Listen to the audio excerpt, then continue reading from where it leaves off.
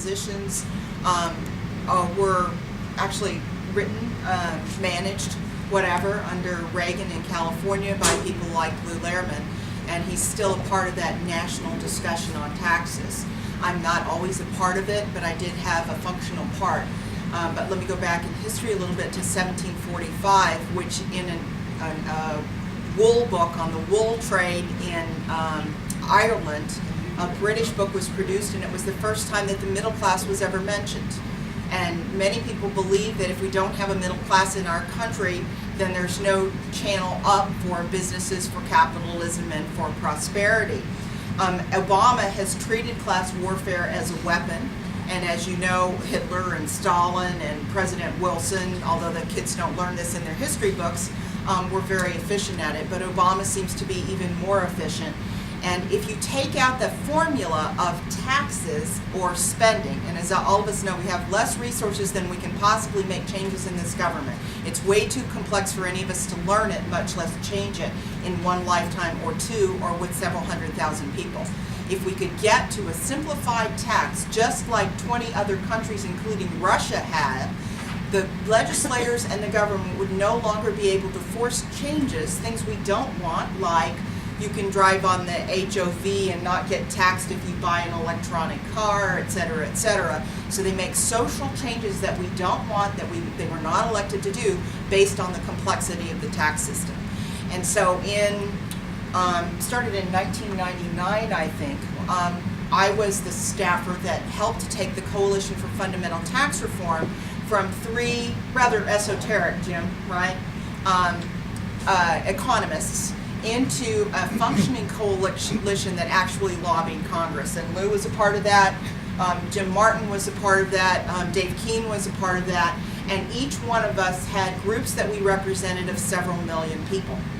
My group at the time were the fair tax people, and I studied the fair tax for a year and decided that it was not by any means a simplified tax system, and that what people know about the fair tax and think it would achieve and what it would actually achieve were something completely different. So I was, at that point, because I'm a lobbyist based on my belief system, only able to lobby for the coalition to get this on the table to discuss it. And if you ask people to get us on the table, would you like a very simple tax system, they all agree to it. When conservatives and liberals separate is what kind of tax system. But we need to get that as a national discussion.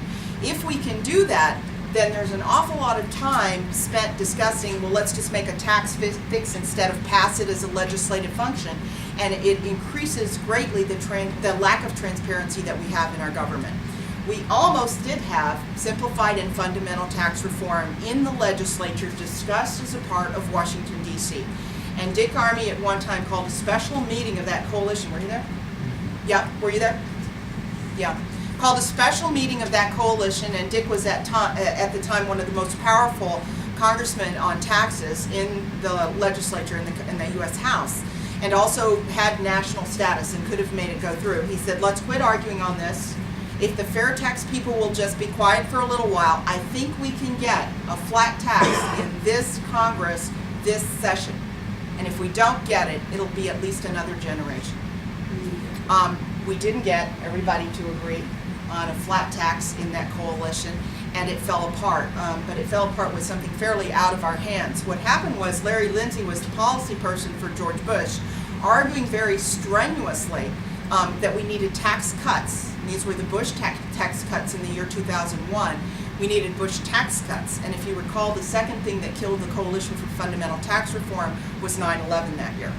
Bush had promised us that he would attack this in the second term. And after 9/11, that was a no-go. So I know that this is something you probably haven't heard or wouldn't know, but inside Washington we know that the only way to get this back on the table is to do what 20 other countries have done. Now, the cost of it.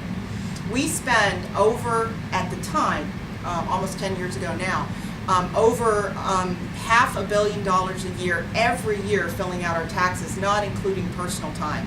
So when I go into a hole at the end of January and don't come out until end of February, I'm doing the Keene taxes. A lot of the forms are 4 pages long, and we have $4.40 in international stock.